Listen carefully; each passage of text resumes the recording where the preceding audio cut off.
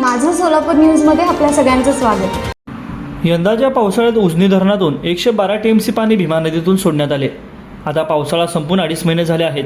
सध्या उजनी धरणात 100% भरलेले असून धरणात सध्या 117 टीएमसी पाणी आहे।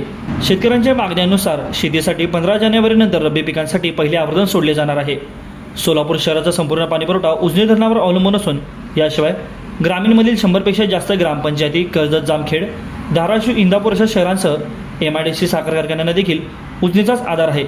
उजनी धरणाचे पाणी सद्यस्थितीत जिल्ह्यातील 1,52,000 हेक्टर क्षेत्राला मिळते। आगामी वर्षात जिल्ह्यातील एकरूख, शिरापूर, आष्टी, बार्शी व मंगळवेढा या उपसा सिंचन योजना पूर्ण होणार असून त्या माध्यमातून जिल्ह्यातील 1,12,000 हेक्टर क्षेत्राला देखील पाणी मिळणार आहे।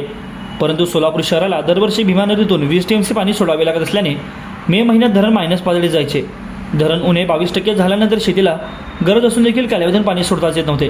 पण आता दरवर्षी गरजेनुसार शेतकऱ्यांना 3 आवर्तने मिळणार आहेत।